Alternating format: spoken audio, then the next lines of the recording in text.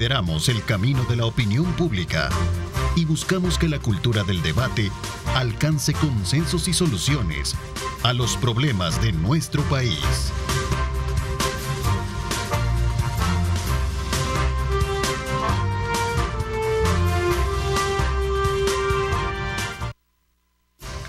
¿Qué tal? Muchísimas gracias por estar con nosotros a esta hora de la mañana. Continuamos desde nuevo en el ejercicio que nos compete a diario y es la de mantenerlos a ustedes bien informados y por supuesto también con aquellos espacios donde se colocan temas importantes del país. Quiero, antes de presentar el tema y a nuestros invitados de hoy, mostrar un agradecimiento a todos los organizadores desde este momento que hemos estado, desde luego haciendo la apuesta importante para poder mantener al público informado en materia electoral. El día de ayer tuvimos a bien desarrollar este foro con 4 de los 8 candidatos que buscan ganar la alcaldía San Salvador Centro desde la Plaza Barrios en el centro histórico de San Salvador, por la cual pues quiero agradecer la colaboración, la asistencia técnica y también de coordinación de los colegas periodistas, en fin, de todo el equipo que hizo realidad toda esa exposición, esa transmisión de este emblemático lugar.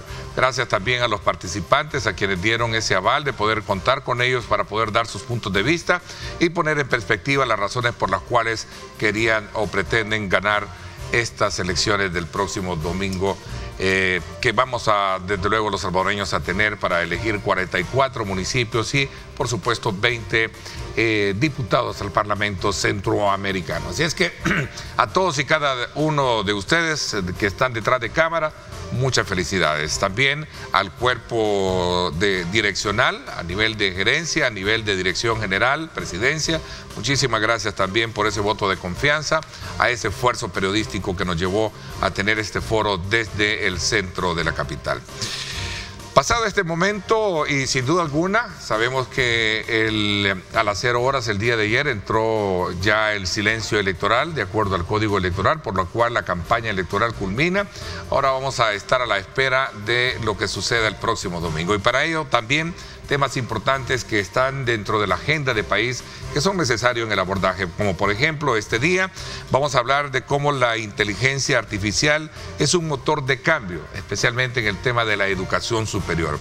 Esto se da en el contexto de un congreso importante, congreso internacional, que la Asociación de Universidades Privadas de El Salvador, AUPRIDES, va a desarrollar este día en un hotel de la capital. Para hablar de este tema hemos invitado a la presidenta de la gremial de universidades privadas, a la doctora Cristina de Amaya, a quien quiero darle la más cordial bienvenida. Gracias por acompañarnos. Buenos días, doctora. Muchas gracias por la invitación, estimado Ernesto, y un saludo también a la audiencia y también al doctor Herbert Oliva, que nos acompaña. Así es, quiero darle la más cordial bienvenida también al doctor Herbert Oliva. Él es un investigador salvadoreño por naturaleza, salvadoreño de corazón, pero actualmente investigador de la Universidad de Guadalajara en México. Gracias por acompañarnos, bienvenido. Al contrario, Ernesto, grato placer poder saludarle. Doctora Cristina, muy buenos días al pueblo salvadoreño. Este día vamos a estar hablando de una temática muy interesante alrededor de cómo podemos mejorar los sistemas educativos en nuestro país. Vamos a comenzar, como siempre, invitándoles, exhortándoles a ustedes a que participen, nos hagan llegar sus comentarios, sus preguntas,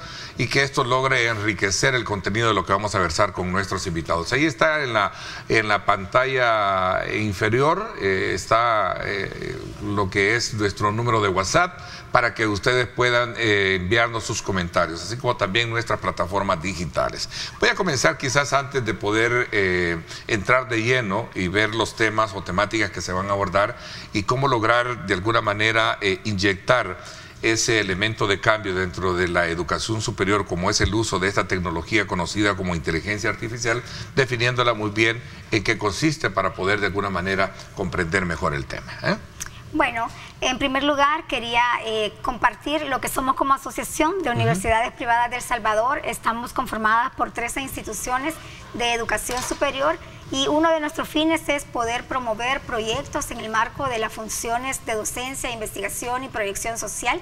Ahora también retomando muchos de los retos que tenemos como país en el sector de educación superior, en el marco de la Política Nacional de Educación Superior, y básicamente es como surge esta iniciativa de poner en la agenda educativa un tema tan importante como lo es la inteligencia artificial, y que viene también a generar un reto importante para todas las organizaciones universitarias, pero no solo a nivel del sector docente o temas estudiantiles o de plataformas digitales, sino también para aquellos que estamos en la gestión de las organizaciones universitarias y repensar y reimaginar nuevas estructuras y también impulsar y tener incidencia en política pública.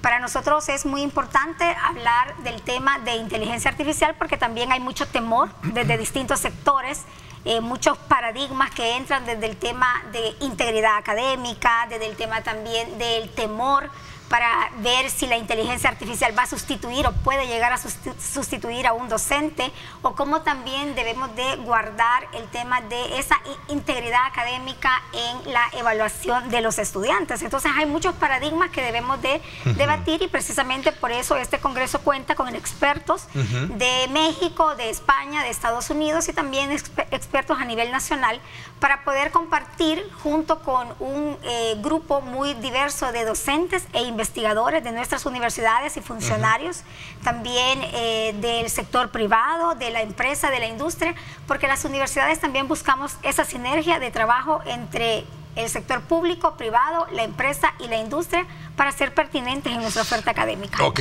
a ver, doctor Oliva, cada día la tecnología nos sorprende y ahora se habla mucho de inteligencia artificial. Definámosla, ¿no? La inteligencia artificial es básicamente un campo de la informática que se enfoca en crear sistemas que puedan realizar tareas que normalmente requieren inteligencia humana. La inteligencia artificial es un sistema que desde la literacia informática busca mimetizar algunas acciones referidas al campo del aprendizaje, el razonamiento y la percepción. Y a partir de eso nosotros empezamos a ver procesos de automatización, procesos del Internet para muchas cosas que antes no las requeríamos. Y la inteligencia artificial se está volviendo hoy en día un componente para el desarrollo del tejido social, económico del mundo, que es importante que las universidades de El Salvador empecemos a enfocarnos en trabajar estos temas tan importantes. Ahora, este factor de espacio, digamos, digital, se traduce en muchos aspectos que tienen que ver con el uso, y bien lo define de manera conceptual esa exposición. Cuando hablamos de una educación superior, estamos hablando de una especialidad como tal o de un universo abierto para poder de alguna manera sacar el mejor provecho. Es un universo abierto porque el manejo de las tecnologías es algo que poco a poco se ha ido empoderando en las cosas que normalmente antes no necesitaba de Internet. Y te voy a poner un ejemplo: la manera en cómo escuchábamos música. Recuerdo a mi mamá con discos de acetato, recuerdo a mis hermanos con cassettes, a mí me tocó los CD player, y ahora le va a estar a las nuevas generaciones decir Alexa, ponme tal canción. Entonces esto está generando unos cambios paradigmáticos en la forma en cómo estamos haciendo las cosas. Por ejemplo, los procesos de automatización en los estacionamientos, por decirte algo, ¿no? Cómo saber un estacionamiento cuando hay un espacio vacío, cuántos espacios están disponibles.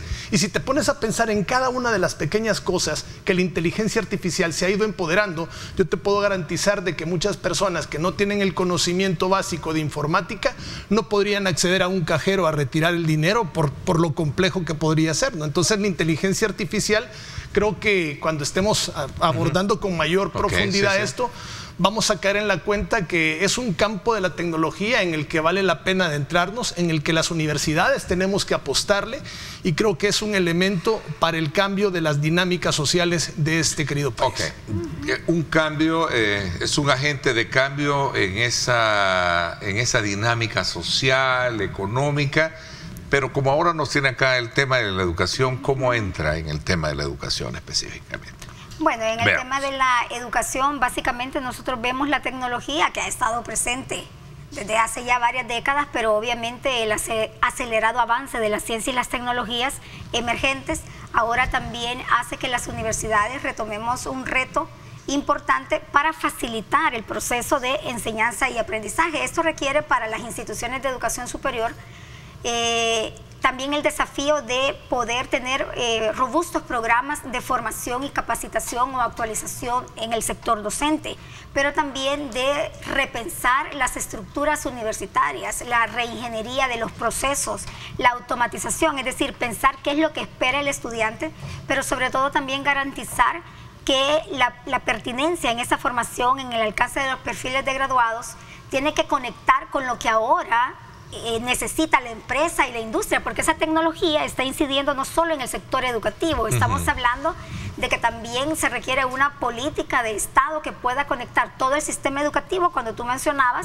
si esto incide como nada más en el sector educativo, y como bien decía el doctor Herbert, realmente incide en toda la sociedad, porque nosotros hablamos de que la educación en verdad debe de lograr ese fin de potenciar las máximas capacidades del ser humano.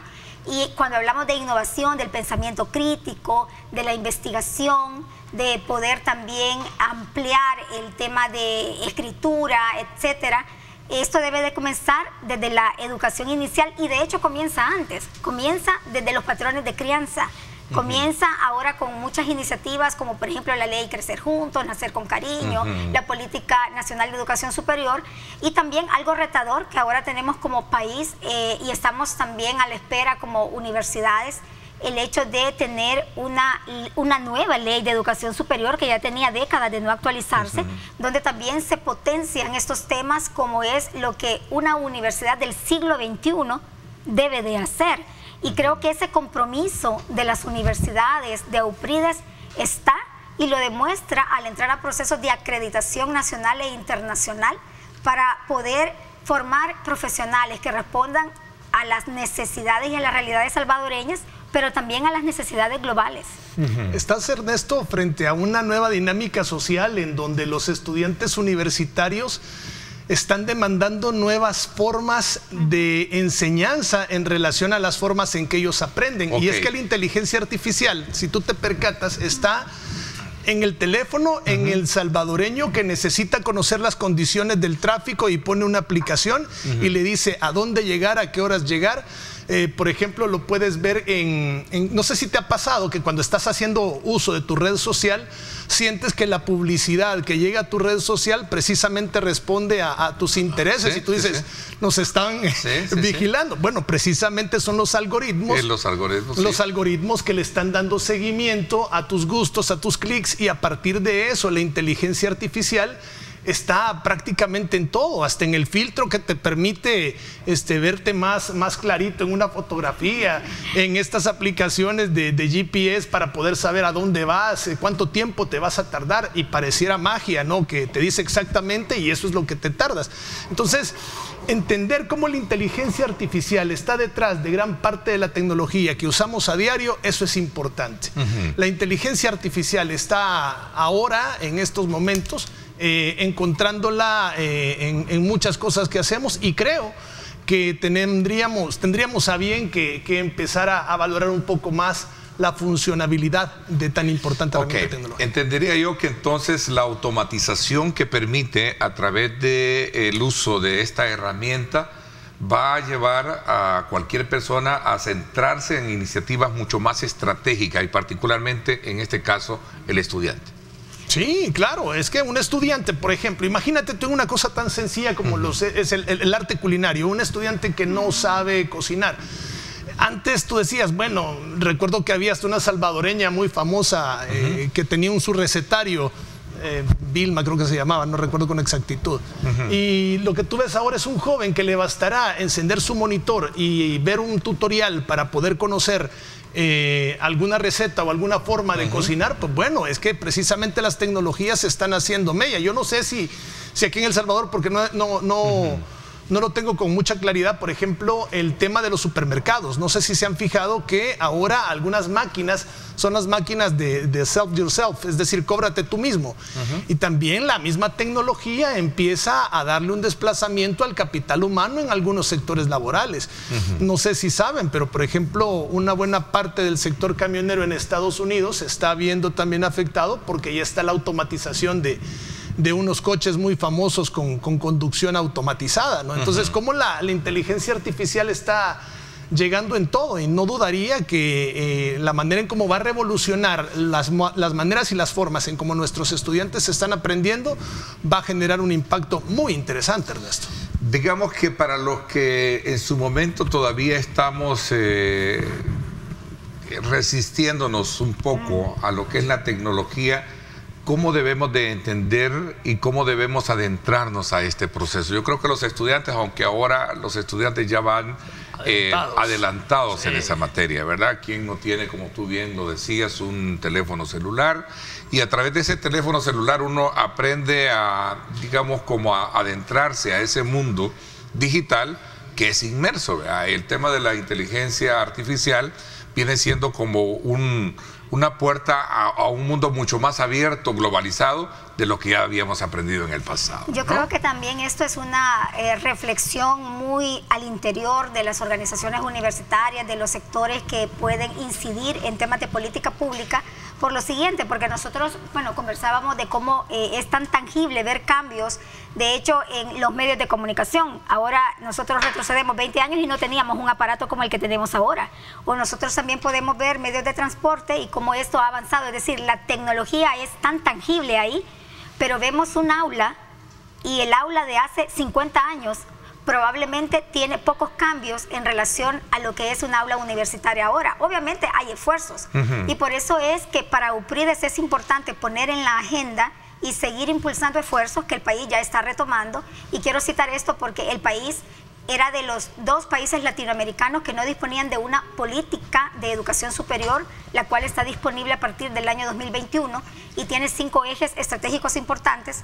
Entonces, parte de poner el tema de la inteligencia artificial no es poner la tecnología delante de la pedagogía, y eso es algo muy importante. La tecnología es la herramienta, es una herramienta como otras, que lo que deben de hacer es facilitar el proceso de enseñanza-aprendizaje, donde ya el poder no está centrado en el docente, ni tampoco en el estudiante, pero sí centrado en las necesidades del estudiante. Y otro tema importante que como país tendremos que analizar es la brecha digital. Es cierto, en el país creo que hay más celulares que personas, pero debemos de considerar que aunque el 93% tengamos, qué sé yo, una conexión inalámbrica, el acceso a internet, ¿cuál es el uso que los jóvenes dan a la tecnología? Entonces, nosotros queremos también hacer esfuerzos con la empresa privada, con el sector industrial, para que esa brecha digital de acceso a la educación superior pueda ser medible, y también ese acceso a los sectores más vulnerables a la educación superior, porque estamos convencidos que la educación transforma sociedad y no puede ser que en el país el 50% de bachilleres, solo ese 50% tenga acceso a educación superior. A ver, tengo ahí un artículo, por cierto, escrito por su persona, en la cual dicta todos estos elementos importantes. ¿Es una moda o realmente es el futuro? Es el futuro, sin duda alguna. ¿Sí? Es que tu experiencia en el tema académico internacional, estar en la Universidad de Guadalajara como investigador, obviamente abre también una panorámica diferente. Una experiencia y una panorámica diferente. Lo que ocurre es que en el sistema educativo mexicano, creo que por la densidad poblacional hay una mayor cantidad de financiamiento, ¿no? Hay mayor presupuesto, entonces tú puedes ver más palpable los esfuerzos que se hacen. Sin embargo, yo te puedo decir de que esto no es una moda, esto llegó para quedarse. Y son tantas las maneras en las que estamos viendo cómo la inteligencia artificial está marcando la tendencia, que tú te puedes ver con claridad, por ejemplo, la calidad de las imágenes fotográficas, ¿no? O sea, las fotografías de antes, la calidad de las fotografías ahora. En el TEC de Monterrey, en el 2018, se lanza un proyecto en donde ya hay docentes hologramas. Y hay algo que yo quiero rescatar de la doctora Cristina, que me parece sumamente clarificarlo. Es que la tecnología es una herramienta de apoyo, pero que el docente, a través de la metodología, no de la tecnología, es donde va a ser el cambio sustantivo en el hecho educativo. Fíjate que son muchas las formas en las que tú puedes ejemplificar cómo la inteligencia artificial llegó para quedarse. Imagínate las alternativas de restaurantes que tenemos en un teléfono celular, las alternativas de movilidad que tenemos, pueblo salvadoreño, al pedir un taxi, un coche que te pueda trasladar del punto A al punto B a través de una aplicación, las aplicaciones que tenemos para buscar alojamiento. Es decir, el mundo ya cambió, la manera en cómo nosotros percibimos la realidad salvadoreña está cambiando. Voy a mencionar rápidamente, mi papá cuando necesitaba verificar si le habían depositado su pensión, iba al banco, hacía una fila, llevaba una libreta que la actualizaba.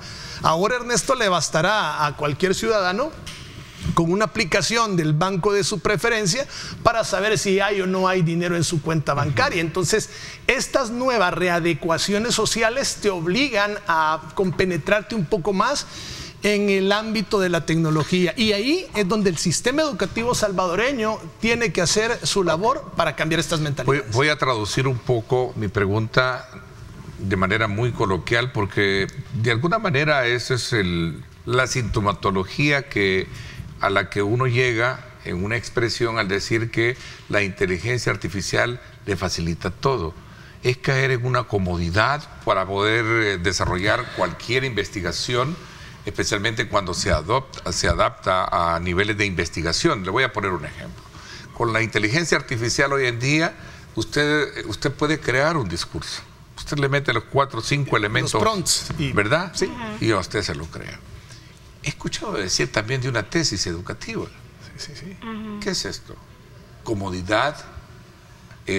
¿Cuál es? Por eso yo les comencé preguntando a ustedes, antes de entrar a hablar más específicamente sobre la agenda interesante que tiene el Congreso Internacional, comprender mejor qué es la inteligencia artificial, cómo puede contribuir a ser un facilitador del aprendizaje en estudiantes, ¿verdad?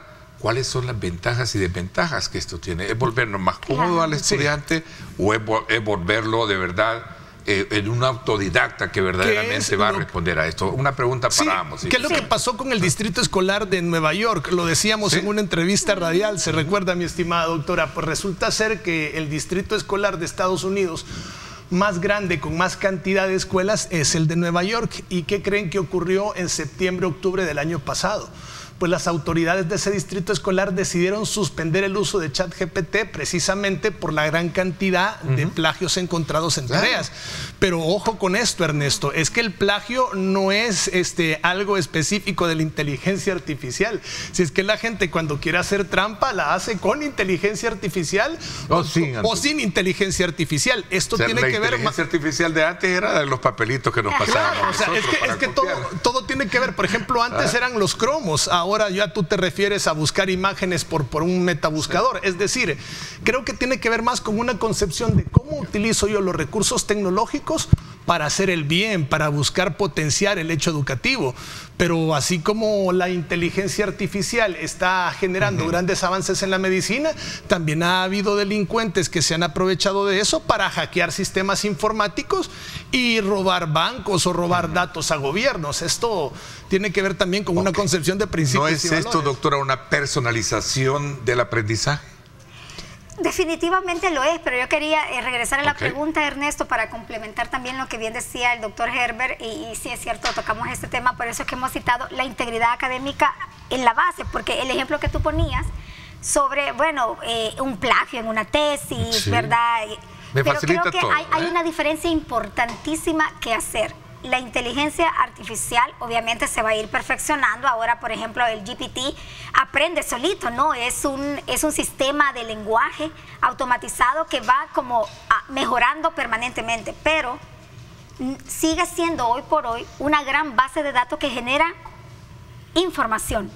La información es distinta al conocimiento. Exacto. Eso es algo muy importante. Es decir, el ser humano tiene habilidades de discernir, hay diferentes niveles en el conocimiento. Entonces, obviamente, sí puede facilitar las tecnologías emergentes, que no solo es el GPT, hay otras. Por ejemplo, ahora nosotros podemos ver cómo hay tecnologías que incluso pueden evidenciar a la imagen de una persona y ser realmente, no puede ser esa persona. Es decir, estoy haciendo ahí un tema ético de fondo, o yo puedo generar una noticia falsa.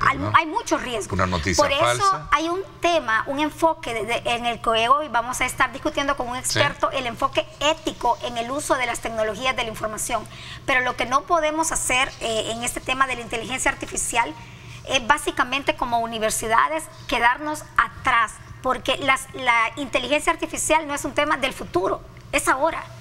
es ahora, porque las universidades estamos en la obligación de formar profesionales que respondan a las problemáticas de ahora, pero también del futuro.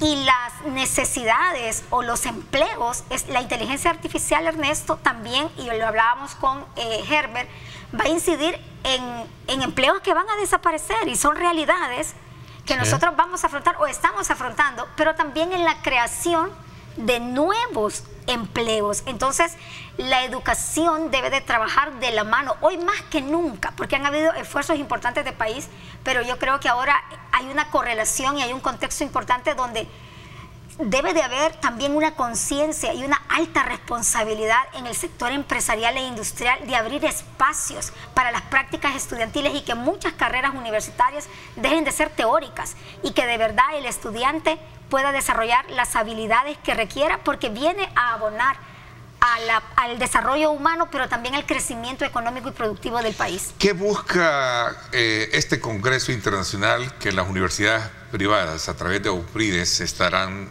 dictando a partir de este día, cuando se hagan las exposiciones, como por ejemplo esta que estoy viendo en el ítem de, ¿verdad?, la inteligencia artificial imaginando el futuro del aprendizaje universitario, el papel del maestro y el futuro de la carrera magisterial universitaria, ética y docencia, de lo que usted hablaba, porque es un universo amplio en todo esto. Totalmente de acuerdo. Yo creo que uno de los objetivos principales que va a perseguir este Congreso es sentar las bases para que desde el análisis de las tecnologías podamos garantizar al sistema educativo a nivel superior una educación inclusiva, una educación equitativa, una educación de calidad y, como lo diríamos, que busca establecer igualdad de oportunidades. Es que estamos en una dinámica social en donde gran cantidad de los estudiantes está más interesado en ser youtuber, en crear contenido y en no culminar una carrera universitaria. Entonces, desfragmentar el pensamiento de estas nuevas realidades también pasa por un componente tecnológico. Es que los estudiantes pasan buena parte de su vida con teléfonos celulares. Es que los estudiantes realmente, la forma de castigar a un hijo ya no es dándole una nalgada, sino quitándole la tecnología y el internet. Cambiar el paradigma en cómo vamos a construir un mejor El Salvador con inteligencias artificiales es el reto del siglo XXI. Bueno, me piden hacer una pausa. El Congreso es de un día, ¿no? En un día se va a desarrollar toda esta temática. ¿Quiénes son los expositores para poder entender? ¿Es esto un evento abierto al público? Y creo que es importante para aprender más, conocer más sobre lo que es la inteligencia artificial y sobre todo también cómo aplicarla y sacarle el mejor provecho en la educación superior. Desde luego, uno de los usos más estimulantes que se puede tener de la inteligencia artificial en la educación es su capacidad para poder anticipar resultados también, ¿verdad? Mediante estudios de datos y otros elementos que hoy en día se ocupan mucho para poder desarrollar cualquier investigación, cualquier trabajo de la cual hemos hablado. Voy a hacer una pausa, 6:59. Gracias por estar con nosotros. Regresamos.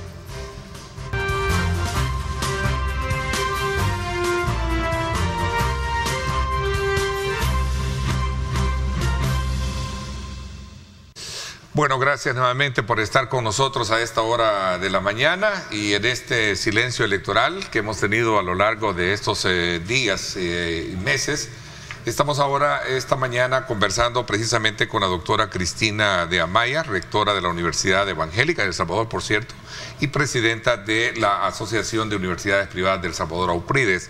Nos acompaña también el investigador de la Universidad de Guadalajara, el doctor Herbert Oliva, y estamos hablando de este tema que en términos elementales representa, obviamente, una herramienta de futuro práctica, de uso que tarde o temprano vamos a tener o la estamos usando muchos, pero también hay otros elementos que ponen en tela de juicio, sobre todo cuando se trata de trascender o extralimitarse en temas de carácter ético, si ya lo conversábamos anteriormente.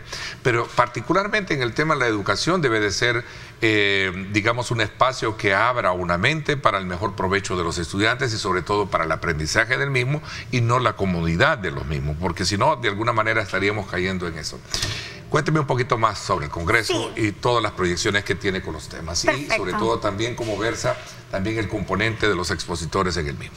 Bueno, nosotros buscamos, uno de los propósitos es concientizar al sector docente, por eso hay una representación importante de docentes e investigadores de las 3 instituciones de educación superior, porque todo cambio genera resistencia.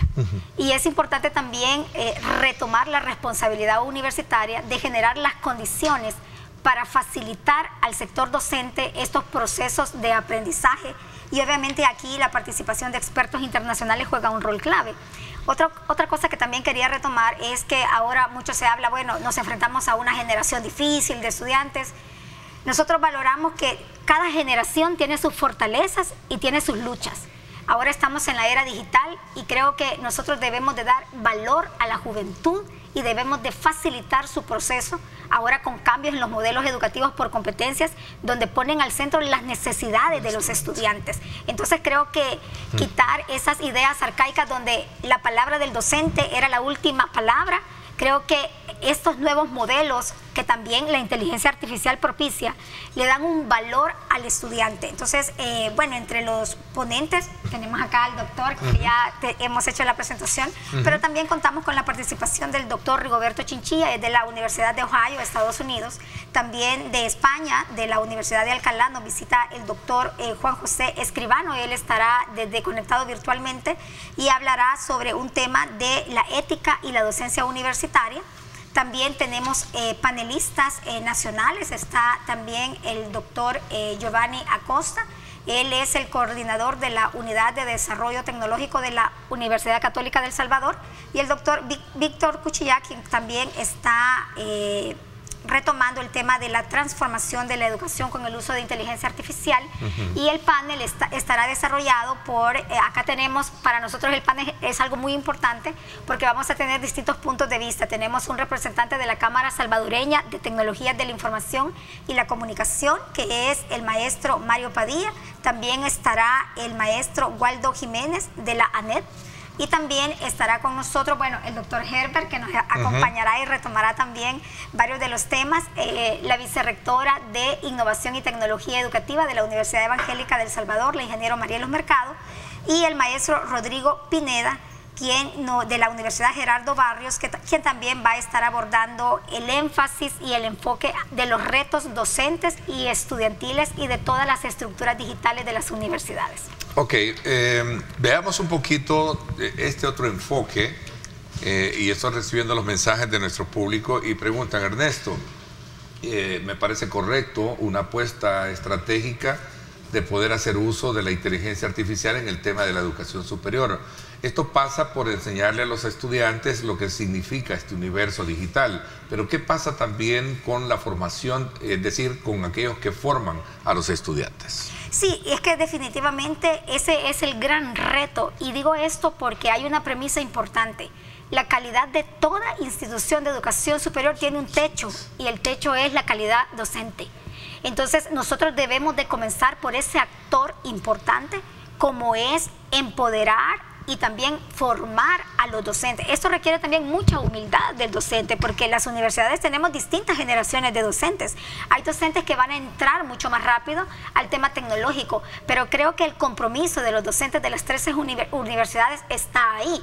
Ahora, hay también muchos paradigmas, muchos temores. Por ejemplo, premisas que dicen: la inteligencia artificial sustituirá al docente. Yo podría responderle: sí, va a sustituir al docente que no se suba a la ola de desarrollar nuevas habilidades digitales, pero también con una alta connotación de valores éticos.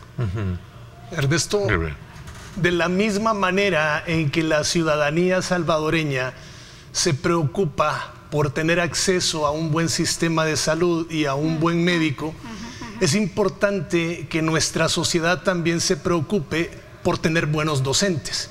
Y es que el docente no solamente tiene que tener un bagaje de conocimientos conceptuales en lo procedimental y en lo actitudinal, sino que también en la arista tecnológica. El COVID ya nos dio la lección de quiénes fueron los profesores que sacaron a flote los sistemas educativos para que no se viniera abajo el proceso de formación, precisamente por el uso de tecnologías. Y esto nos obliga a que quien tenga el interés de ser docente tiene la obligación de generar conocimiento para él mismo en el campo de la informática. Y es que ya no podemos ver un mundo desapegado del uso del recurso tecnológico. Incluso, te repito, yo estoy más que seguro que nosotros tres no podríamos desarrollar a cabalidad nuestras funciones profesionistas sin el uso de los recursos tecnológicos o del Internet.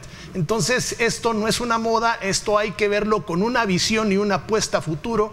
Y creo que el esfuerzo que están haciendo las universidades privadas desde AUPRIDES responde precisamente a que son las universidades privadas quienes tienen una buena parte de la responsabilidad de incorporar el uso adecuado de las inteligencias artificiales para fortalecer el aprendizaje de estas nuevas generaciones de las que tanto estamos hablando, y que este proceso de formación genere una respuesta oportuna a esta ola de transformación social que está viviendo un El Salvador en paz, que es lo que estamos viviendo ahora con una nueva realidad social que permitirá a los estudiantes poder convertirse en mejores ciudadanos. Y quizás agregar, Ernesto, porque sí, la verdad que tocó un tema muy interesante, y el tema, esta visión que comparte el doctor Oliva, es que no centramos la responsabilidad en el sector docente. Esta es una responsabilidad de quienes estamos en la gestión universitaria. Somos los responsables de generar esas condiciones al sector docente, y por eso esta pregunta me parece tan pertinente, porque las universidades debemos centrar en verdad de manera consciente e intencionada a serios cambios de transformación en nuestros modelos educativos. Un reto importante para el docente que la universidad debe de facilitarle es los procesos de evaluación. No puede ser que en la era digital nosotros midamos el conocimiento de nuestros estudiantes, sus habilidades, con una nota. Es decir, el examen no puede ser lo dominante. Nosotros hablamos de la formación de competencias como el trabajo en equipo, pero las universidades hemos cometido, digamos, esa práctica de que casi todo es individual, pero queremos que el joven trabaje en equipo, pero no le hemos enseñado a trabajar en equipo. Es decir, no es que el tema memorístico sea malo, pero es uno de los niveles de conocimiento más bajos. Lo que debemos de elevar es el pensamiento crítico, la capacidad de síntesis, la capacidad de análisis, el debate de las ideas, el tema de la argumentación, porque en verdad el país requiere buenos profesionales, pero éticos, y antes de ser buenos profesionales, tienen que ser buenas personas. A ver, tengo acá una reflexión, sí, tengo acá una reflexión casi, digamos, como concluyente de toda la redefinición o definición que puede tener el tema de la inteligencia artificial y sus ventajas en la educación, ¿verdad? Es una conclusión que hace la UNESCO junto con otros, en consenso con otros actores, y habla, y voy a retomar un punto elemental que creo que con la cual podríamos ir coronando nuestra conversación de hoy, y dice: la inteligencia artificial en la educación invita a soñar sobre un mundo donde cada estudiante tenga acceso a una educación estimulante y personalizada. Por eso implica un desafío para repensar el aprendizaje, creando una experiencia verdaderamente inclusiva para las generaciones futuras. Es una conclusión. Estudiantes que amen verdaderamente la carrera que desean estudiar, estudiantes que se sientan comprometidos a subirse al barco para poder generar aportes positivos a la construcción de un mejor país. Y es que nuestra obligación como ciudadanos es dejar mejor el país de lo que lo encontramos. Y si lo podemos hacer a través del uso de recursos tecnológicos, ¿por qué no? ¿Cuánta madre de familia en este momento, para liberarse un poco de las obligaciones del hogar, no descarga en una tablet el cuidar a su hijo? Y un niño de 2, 3 años que no tiene habilidades para la lectura, perfectamente con la interacción de la literacia informática, encuentra las caricaturas que quiere sin saber leer y escribir. ¿Qué te dice esto? Que tenemos que transformar los procesos de formación docente para responder a una educación acorde a un mundo más tecnológico. Ese tema, doctor Oliva, me trae, digamos, a mención lo que voy a conversar con el siguiente panelista, que es un experto en el tema de seguridad, y especialmente bajo un enfoque de lo que hemos estado viendo hoy en día, que muchos menores estudiantes en las escuelas hacen uso de la tecnología, de esos aparatos de la cual hace referencia, que se llama teléfono, plataformas digitales, para poder hacer expresiones, en este caso en el contexto de un régimen de excepción que los está llevando a tener complicaciones serias, por moda, por influencia, por lo que sea. con un aprendizaje que para ellos solo les dijeron, esto es bonito, pero no les dijeron cuáles son las consecuencias que esto trae para su uso. La ausencia de... Ahí está que estos muchachos, jóvenes menores, ahí están presos. Sí, es la ausencia de conciencia. Y ese es un tema que voy a abordar, advierto desde ya en unos minutos también con un experto en seguridad, porque es un tema que no se puede pasar por alto. Pero sí, eso es una realidad, tiene que ver mucho. Es que precisamente estás... O sea, la inteligencia artificial es un mundo abierto, es digital, un mundo abierto. ¿sí? Que entra por esto que se llama computadora, ¿no? Pero ¿qué necesitamos? Y otras herramientas. Que la sociedad salvadoreña conozca más de estos temas. Perdón un poco el ejemplo que puse, pero... Es que es valiosísimo. Es valiosísimo porque responde a la realidad de los nuevos escenarios sociales. Y es que a mí me gustaría preguntar qué pasa con los padres y madres de estos jóvenes que en este momento se están enfrentando en la penosa situación de estar en una cárcel por un ademán, por una situación, digo, y la vigilancia de los padres de qué es lo que están haciendo por un tus ademán hijos. O por lo que sea, no los estoy haciendo jugando, voy a dejar bien claro, o por lo que son, ¿verdad? Digamos, el ente mutante del problema pandillero el que hemos tenido en el país, o por moda, o por ignorancia, lo que sea. Pero ahí está. Pero necesitamos que padres y madres también conozcan de estos temas. Es que la tecnología no es privativa de los jóvenes, por el amor de Dios. Es que la tecnología la necesitamos en todas las cosas que hacemos, y a partir de actividades como las que Auprides está haciendo, lo que estamos haciendo es heredando un legado de conocimiento para la transformación social del Salvador nuevo que queremos. Doctora. Sí, quizás otro tema importante que quiero citar es también cuando hablamos de estas generaciones.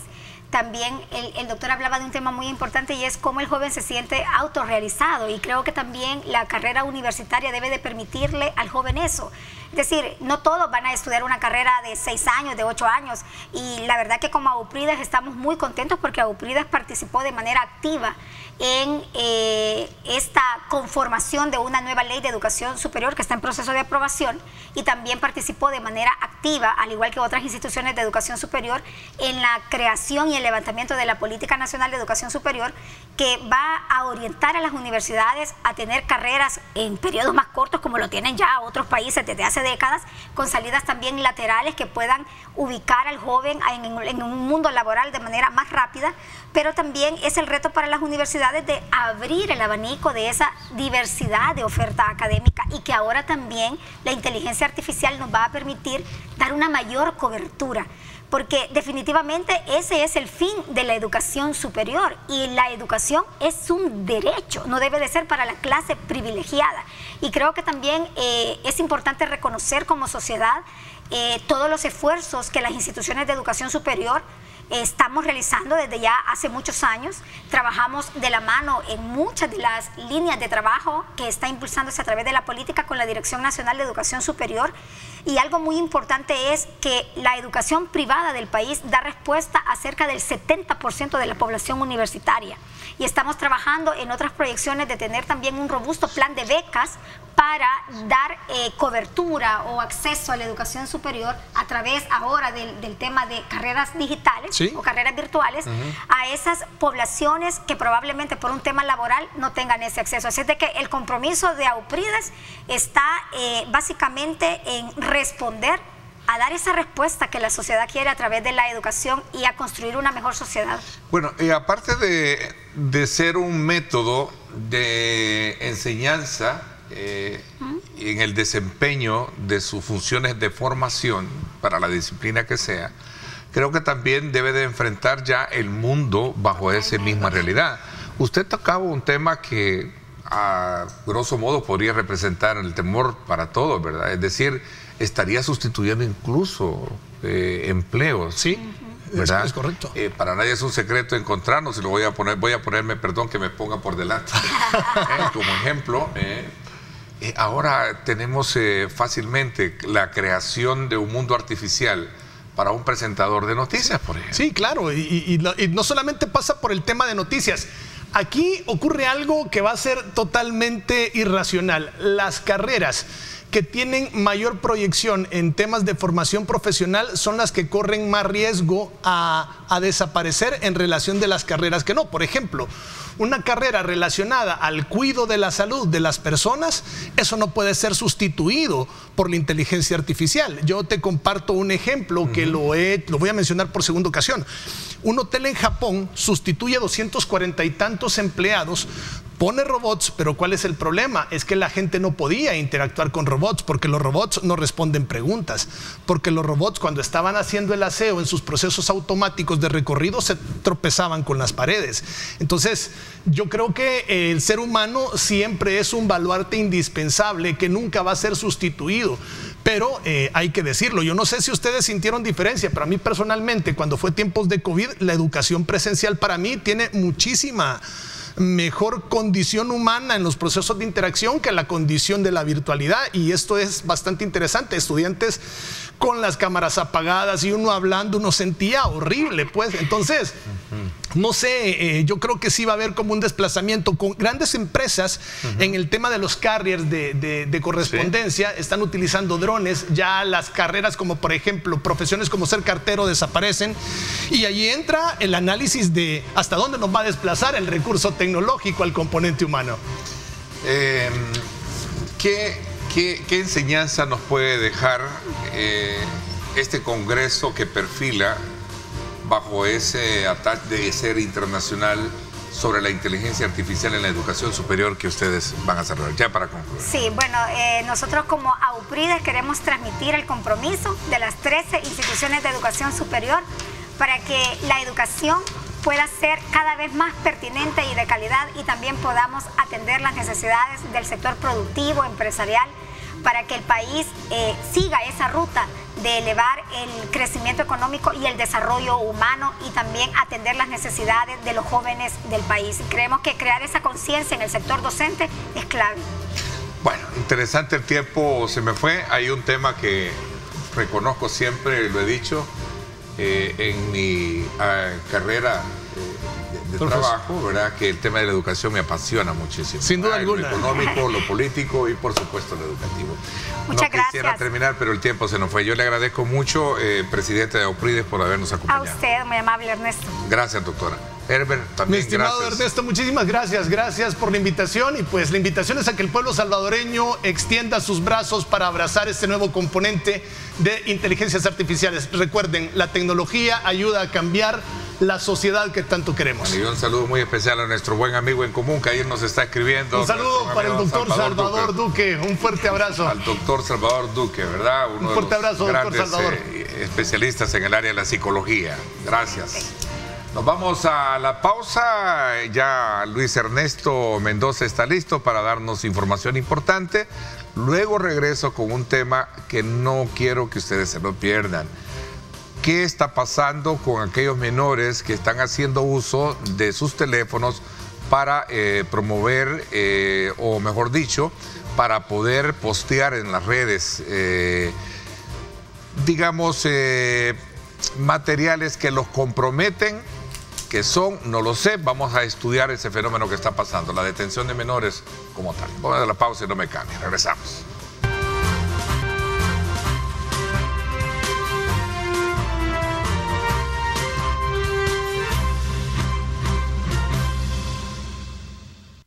Bueno, gracias nuevamente por estar con nosotros. Gracias, Luis Ernesto, por esa importante información. Vamos inmediatamente a dar un giro, pero casi en consecuencia, concatenando elementos importantes que tienen que ver con el uso de la tecnología. Para nadie es un secreto, y ya conocemos muy bien la noticia de cuántos menores que están haciendo expresiones de pandillas en las redes sociales están siendo detenidos por las autoridades. Esto trae muchas preguntas que nos las pueden dar expertos en temas de seguridad, expertos en criminología, lo hemos abordado con muchos especialistas en el tema. Hoy, para hablar de este tema, quiero darle la más cordial bienvenida a Luis Contreras, experto en temas de seguridad y también en temas políticos.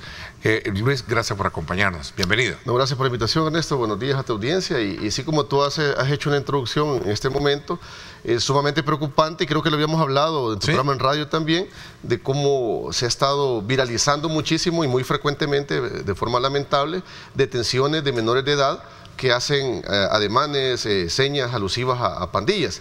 Y uno se pregunta, de forma racional, ¿por qué lo hacen? Es decir, ¿será por inocentes o porque realmente es parte de lo que contigo y con otros especialistas en el tema lo hemos hablado a lo largo de estudiar este fenómeno de manera sociológica? Sí, ¿verdad? Cuando tú te preguntas que tienes un problema tan cimentado en la sociedad, pero ¿qué pasa con la nueva generación? ¿Es esto una, digamos, expresión mutante de ese flagelo social? A eso vamos. Sí, recordemos que a nivel criminológico... Te dejo abierto para que nos expliques un poco. Exacto, a nivel criminológico la delincuencia, y para resaltarlo nuevamente, la delincuencia no se erradica, sino que se neutraliza. Eso hay que manejarlo de esa forma, de una manera bien técnica, en el aspecto porque si se abren espacios o si no se le da una sostenibilidad adecuada, vuelve a germinar la operatividad criminal. En este caso, aprovechándose de la inocencia de los menores de edad, pandilleros mayores de edad, evidentemente los están básicamente malinformando, llamémosle una especie de reclutamiento, adoctrinamiento de cuestión pandilleril, porque recordemos que las pandillas tienden a mutar en todo sentido, no solamente en El Salvador, en sí el crimen. Y lo que en los años 90 se pudo visualizar como los esquineros, los que pedían en aquel momento un colón, etcétera, aquí podemos ver cómo estos niños, los jóvenes que son los que han quedado básicamente, porque debido a la fase de extracción del Plan Control Territorial, la mayoría de los pandilleros ya están en cárcel, ya están esperando una judicialización y queda eso, el terreno fértil de los jóvenes en riesgo. Es acá donde en cierta medida creo que la visión que tiene el gobierno ha sido muy buena en dictaminar la fase 6 del Plan Control Territorial como integración, porque el presidente de la República hizo mucho énfasis en eso, en el sentido de que ahí ya intervienen las universidades, la empresa privada y la comunidad, no solamente el gobierno central. Eso es un verdadero modelo de seguridad ciudadana, es decir, lo que antes en el pasado no se había edificado, trabajado de una forma sistematizada, vemos que ahora sí ya cobra sentido, es decir, lleva una estructuración como tal. Primero había que recuperar territorios, había que extraer a los pandilleros de los territorios, hacer adecuaciones al marco legal, lo cual se ha hecho también para darle esa sostenibilidad, e incluso el ministro de Justicia recientemente hizo énfasis en que por ser menores de edad iban a cumplir 20 años si se les comprobaba su vinculación pandillera. Es decir, ahora al no existir esas medias tintas, a tener esa rigurosidad del marco jurídico, de las penas, le va a dar sostenibilidad. Y la otra cosa importante que yo mencionaba, esa articulación de ir a la par con el modelo ese de la fase 6 de integración, es decir, ampliarlo. Inclusive, si te recuerdas, para recordar un poco, el presidente dijo que era una inversión de 30 millones. Donde al nuevo INSAFORP se le iban a asignar 12 millones de esos 30 y 18 para la digitalización del sistema educativo. Es decir, lo que estabas hablando antes de que yo ingresara al set, es eso, la parte tecnológica, el gobierno le está dando mucha preponderancia y a la vez también ese arquetipo de seguridad ciudadana que ya lo conlleva la fase 6 del plan de seguridad. Regresemos de nuevo a la parte medular por la cual conversamos, iniciamos esta conversación. ¿Estos menores son fruto de eso, de la moda, que en algún momento muchos también dijeron, esto se está convirtiendo? O sea, cuando tú pones un modelo, llámese un deportista, llámese un artista, hay quienes por lo que sea, y sobre todo cuando estás hablando de una mente, como decía un gran pensador, la mente es mucho más caótica que la propia realidad. Exacto. Fíjate cómo son las cosas. Han sido grandes pensadores. Yo he estudiado en este caso a muchos de ellos en cuanto a decir, bueno, la mente es mucho más caótica que la propia realidad. Es decir, yo puedo crear un mundo que no sé las consecuencias que me puede traer ya en la realidad, ¿no? Sí, definitivamente. Más allá estos menores serán parte de ese reclutamiento mutante de este flagelo. Del crimen de las pandillas. Del descuido, aquí voy ya, de manera muy introspectiva de la responsabilidad que como padre de familia tenemos para decirle a nuestros hijos y guiarlos y no abandonarlos. Es que el problema es ese, que estos jóvenes, mucho, la mayoría, si me atrevo a decir, no tienen unos padres en los cuales poder llegar a un apoyo, a un cuido, a consejo. Más que una moda, es un reclutamiento como tal. Es decir, recordemos que nuestro país, a grandes rasgos, en muchas zonas, todavía existen muchas zonas vulnerables en las cuales, tal vez ya no con influencia pandilleril, que en su momento se tuvo.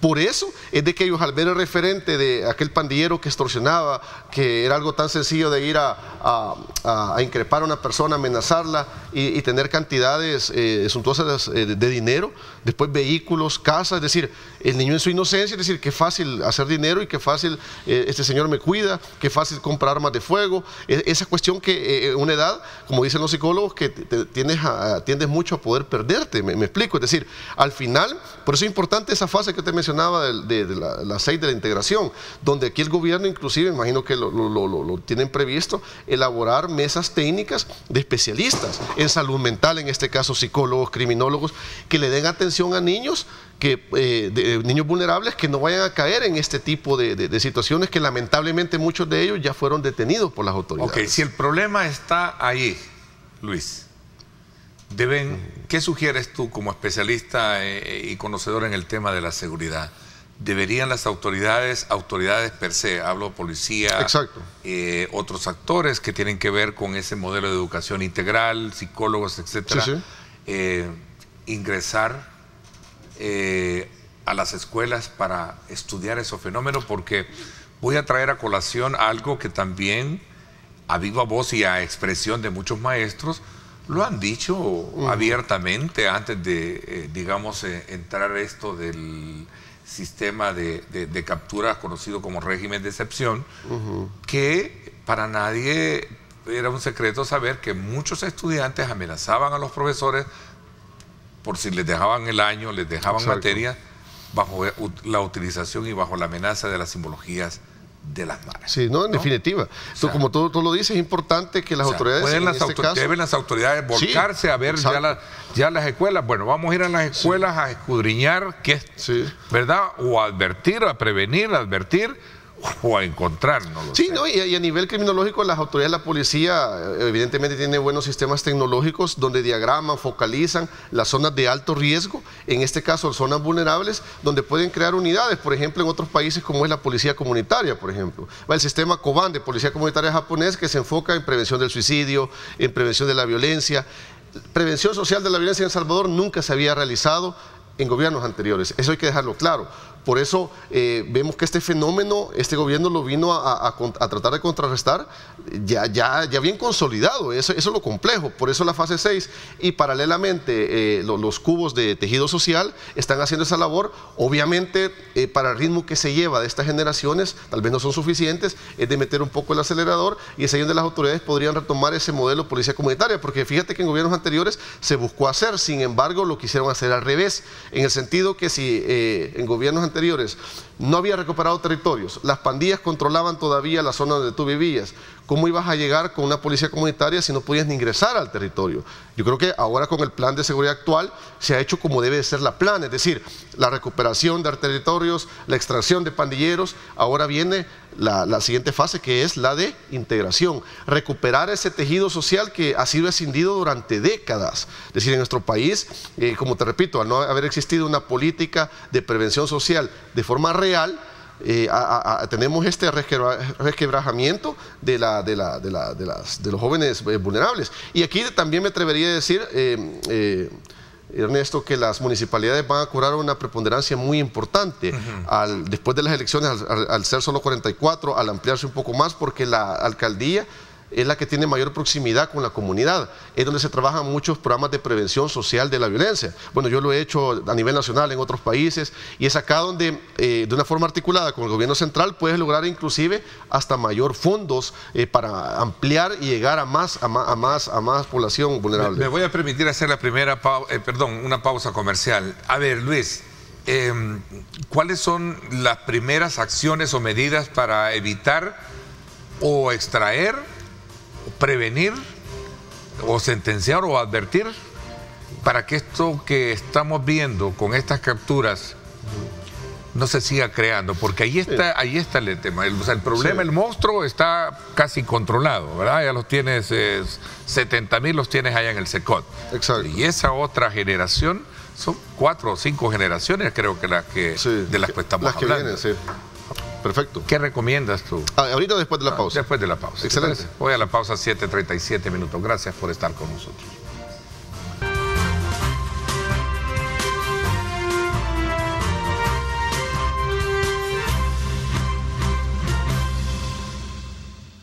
Bien, gracias nuevamente por estar con nosotros a esta hora de la mañana y agradecemos la gentileza de cada uno de ustedes de estarnos enviando sus puntos de vista, sus comentarios con relación a este fenómeno que hemos conocido de jóvenes menores estudiantes que han sido detenidos por las autoridades a raíz de que en sus cuentas de plataformas digitales se han posteado desde luego materiales o piezas en las cuales ellos hacen gestos alusivos a las pandillas terroristas.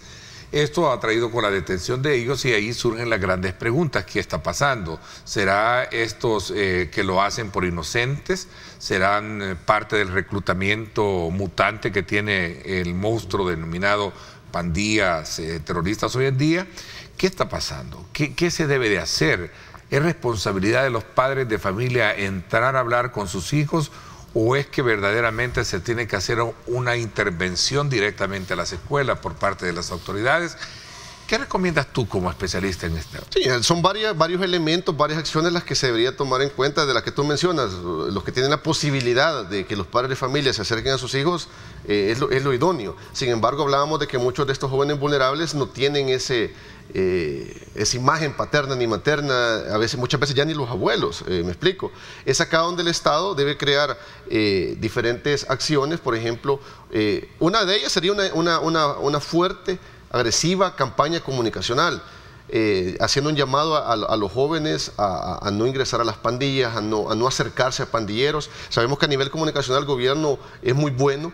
Tenemos ahora la gran ventaja de las redes sociales para llegar a más jóvenes. Todos tenemos, casi la mayoría, accesos a equipos tecnológicos, inclusive en zonas vulnerables, eso hay que decirlo. Y también la policía, un papel ya más preponderante en el aspecto de prevención social. Como te digo, retomar una policía comunitaria que en el pasado no funcionó con gobiernos anteriores, ahora podría dársele un sentido más técnico porque los territorios están ya recuperados en su mayoría, y es acá donde, inclusive, no solamente a nivel de Policía Nacional Civil, sino que como retomando lo que decía el presidente de la República en la fase 6 de integración, sino que es acá donde se puede elaborar una mesa técnica entre policía, universidades que puedan brindar a los especialistas, en este caso de psicólogos, criminólogos, para poder fortalecer ese equipo multidisciplinario y hacer evaluaciones específicas de jóvenes que ya se les ha hecho una evaluación diagnóstica en las zonas donde viven, que están siendo vulnerados ya sea por pandilleros a través de mensajes, llamadas telefónicas, porque si te das cuenta ahora el pandillero adulto ha buscado esconderse en los que en el pasado se llamaban tatús, se van a cerros, la comunicación es casi nula. Sin embargo, vemos que todavía la tienen con estos jóvenes, y por eso es importante retomar esto. Es decir, son varias acciones, desde la publicidad, previniendo a los niños jóvenes a no involucrarse en estas pandillas, lo que les espera realmente. Así como ves campañas contra el tabaco, en su momento la Fiscalía años atrás hizo una campaña para denunciar las extorsiones y era muy visibilizar que eso no es bueno para los jóvenes. Sería muy importante, desde el momento que te decía también, los equipos multidisciplinarios entre universidades y policía, para que ese modelo de seguridad ciudadana, ese arquetipo, vaya realmente fortaleciéndose, sea robusto a través del tiempo, porque va a ser un engranaje más de este andamiaje donde la adecuación al marco jurídico ha sido totalmente fundamental para darle sostenibilidad al modelo de seguridad que el presidente ha instalado en El Salvador. Es decir, no se trata solamente de represión, no se trata solamente de capturas masivas, que hay que hacerlo, y las autoridades tienen su facultad constitucional de hacerlo cuando es necesario, porque si te das cuenta, a nivel internacional se habla inclusive de una manera hasta romántica. A mí me extraña cómo periódicos de Europa, de España, donde mencionan que los pandilleros no volverán a conocer el amor y la libertad. Es decir, no entiendo por qué romantizar a unos terroristas, que son terroristas que ejercían una violencia instrumental atroz para el salvadoreño inocente. Y es acá donde también ese modelo debe de visibilizarse. Es decir, que también El Salvador está trabajando en prevención social de la violencia a nivel de buenas prácticas, a nivel cultural, deportivo. Recordemos que la prevención social abarca todos esos elementos, no solamente uno en específico, la parte educativa. Vaya, por ejemplo, yo mencionaba en el segmento anterior los proyectos Cubo. Ahí puedes ver cómo de forma lúdica a nivel pedagógico es una forma excelente de llegar a estos jóvenes, porque realmente su nivel de atención hacia una clase formal es más complejo. Por eso ocupas la metodología lúdica, que es a través del juego. Y tú lo ves como el presidente lo ha impulsado mucho eso. eso, inclusive en la BINAE lo puedes ver a través de juegos de video. Primero tienes que leer un libro para después, media hora de un libro para después poder jugar videojuegos. Hay unas metodologías, unos sistemas bien interesantes que no puedes pasar pantalla, como le llamábamos nosotros en el Nintendo en el pasado, si no contestas un cuestionario en inglés, un inglés básico, es decir, un aprendizaje a través del juego, muy importante, y los proyectos Cubo se han diseminado a nivel nacional, que inclusive la Unión Europea ha financiado, apoyado en buena parte, y es acá donde yo creo que El Salvador está haciendo la diferencia a nivel regional, ya no solamente centroamericano, en el sentido de que hay que dejar claro eso. Aquí podemos ver que no solamente se está combatiendo a las pandillas desde su captura, judicialización, sino que también ya se está previendo las nuevas generaciones. Yo creo que fuera de cámaras, tú me lo mencionabas, 3, 4 generaciones que se vienen, que si el gobierno no le da ese seguimiento, esa atención en prevención social, se va a volver a configurar esas pandillas. Okay, es interesante. Mira, aquí estoy viendo y me preguntan qué puede hacerse desde el punto de vista de los profesores. ¿Qué papel juegan en cuanto a la denuncia, dice acá? Sí, los profesores, indudablemente es acá donde la misma policía, fíjate que en su momento, como te digo, la policía comunitaria puede hacer ese nexo con los profesores de escuelas vulnerables, de zonas en riesgo, donde puedan tener una articulación e identificar también a niños y jóvenes que posiblemente estén siendo reclutados por pandilleros o vean conductas que no son normales para su edad en ese momento y que haya conductas delictivas como tal. Y es acá donde el profesor puede sacar hasta un listado identificando, llamar a las autoridades, pero es acá donde es sumamente importante que ya se tenga a ese equipo multidisciplinario, porque de nada va a servir que el profesor pueda identificar a los estudiantes con conductas delictivas y no saber a quién denunciar. ¿Me explico? No se trata solamente de atacar el problema de que cuando vimos hacer un ademán alusivo a pandilla, lo voy a denunciar para que lo detengan, sino que prever y no llegar a la detención del niño como tal, en el sentido de que puede evitarse caer en la acción pandillera. Ok, hoy con este nuevo giro, cambio que vamos a tener de autoridades, llámese resultado de las encuestas, de las elecciones a las cuales ya tenemos una nueva configuración en la Asamblea Legislativa, un nuevo periodo para el presidente que ha sido el promotor precisamente de todas estas iniciativas en materia de seguridad. Hoy vamos a los gobiernos municipales, Parlacen. ¿Cuál es tu expectativa en materia de seguridad? Voy a hacer una pausa y regreso perfecto, para que entremos de lleno a conocer ya y conocer desde luego en este silencio electoral tu opinión con relación a lo que verdaderamente venga por delante y especialmente cuando se trata de ver en el ejercicio de los partidos políticos cómo han quedado, ¿no? Voy a una pausa, 7:48. Gracias, no nos cambie, regresamos.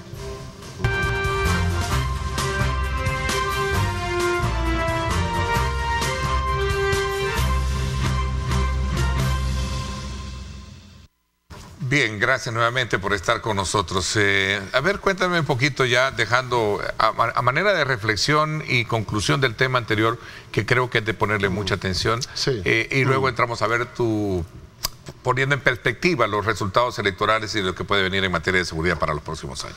Sí, mira, es importante que, bueno, estamos en la antesala ya, el domingo de elecciones municipales y del Parlacen. Ya se tuvo resultado abrumador, diría yo, que se esperaba de la victoria de Nayib Bukele nuevamente y una mayoría en la Asamblea. Fíjate que es bien curioso porque yo no entiendo cómo a partidos como Arena, el FMLN, les extrañó en su momento no ganar mayores diputaciones. Bueno, el Frente no ganó diputaciones, Arena se quedó con 2, es decir, ha venido en una atomización, en una caída libre sin retorno. Si al final tenías en todas las encuestas, la mayoría de la población salvadoreña avalaba el modelo de seguridad y el régimen de excepción. Y estos partidos políticos en todo momento se han estado oponiendo a la ampliación del régimen. Yo no sé por qué les extraña no haber tenido mayor votación si ellos se oponían a todo. Y cuando preguntabas en las encuestas también por qué votarían por el diputado, la mayoría mencionaba aquellos que apoyan al presidente.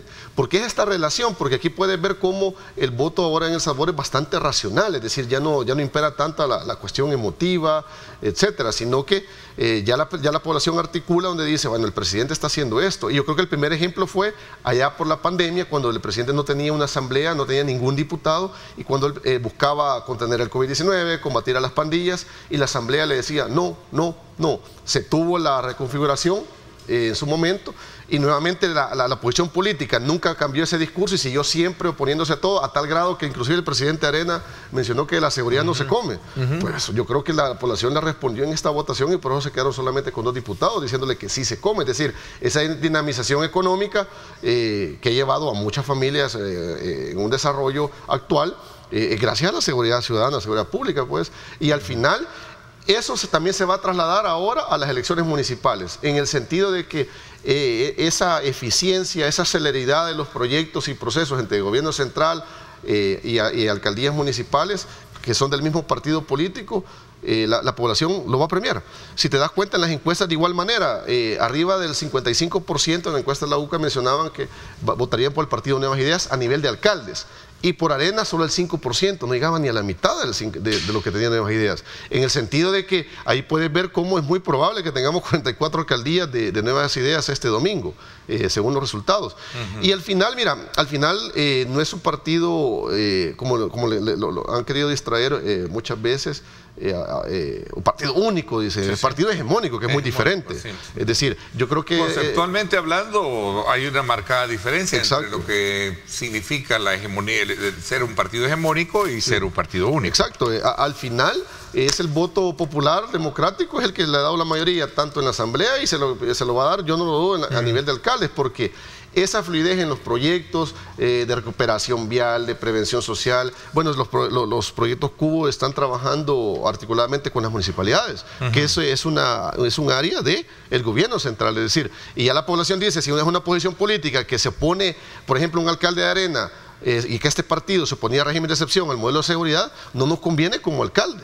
Lo mismo el FMLN, es decir, al final esa retórica de oponerse al régimen de excepción, al plan control territorial, les va a seguir pasando factura en estas elecciones a los alcaldes. Ahora, de otros partidos fíjate políticos. Que es bien interesante y concatenando lo que hablábamos anteriormente, es decir, ¿tú crees que el gobierno municipal hoy, bajo esa lógica, y lo conversaba ayer en el foro que tuvimos en el Centro Histórico, que abarca, que amplía la necesidad de administración mucho más eficiente, teniendo a nuevos distritos adheridos a esto? San Salvador, por ejemplo. Mira, lo que se busca es eso. San Salvador ya no es la capital per se. Exacto. Hoy tenemos a mexicanos, tenemos en términos de administración, hablo de administración municipal, mexicanos, Ayutuxtepec, Jucatacingo, Ciudad Delgado, ¿no? Mira, son 4 adheridos a San Salvador. A mí no me extraña que el primer año va a ser complejo, en el sentido que esto es histórico y no tenemos en el pasado cercano algo similar. Es decir, esa anexión de muchos municipios a otros va a ser de prueba y error, es decir, para los alcaldes. Y va a ser muy diferente en el oriente del país, muy diferente en el occidente, porque hay municipalidades que básicamente no contaban con los fondos y no han realizado obras, ya sea de recuperación vial, cuestión social en comunidades, que las va a tener que chinear el nuevo alcalde que las ha anexado. Es decir, a eso quiero llegar, en el sentido que podría ser incluso más de un año que pueda verse ya una eficiencia en los municipios que están siendo anexados, pero al final es un proceso. Yo creo que la población debe entender que no es de la noche a la mañana que se va a lograr algo, y yo creo que el ejemplo muy evidente es el plan de seguridad, por ejemplo. Desde el 2019 que se viene trabajando en esto el gobierno central, es decir, no es que hace 3 meses, no es que con el régimen de excepción se logró controlar las pandillas. Yo lo he mencionado en su momento, que inclusive ya a final del 2019, en 6 meses del gobierno actual, ya San Salvador ya había salido de las 50 capitales más violentas de América Latina. Es decir, había una cuestión progresiva.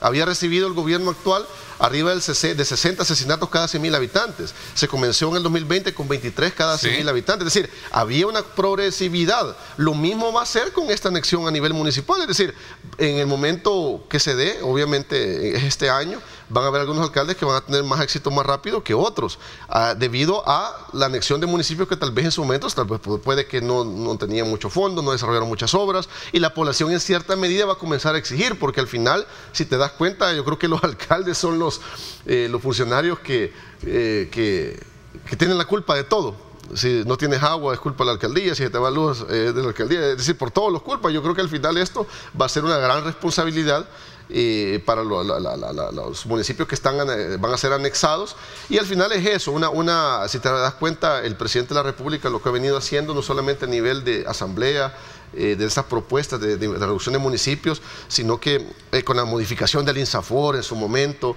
es una reestructuración institucional, una reestructuración de país la que se está haciendo. Al final, un país tan pequeño como el nuestro estaba tan separado, tan escindido a nivel de instituciones. Bueno, solamente retomamos nuevamente el tema de seguridad, veías cómo cada institución trabajaba de forma aislada, es decir, con la creación o la unificación del Gabinete de Seguridad Ampliado se ha logrado mayor eficiencia.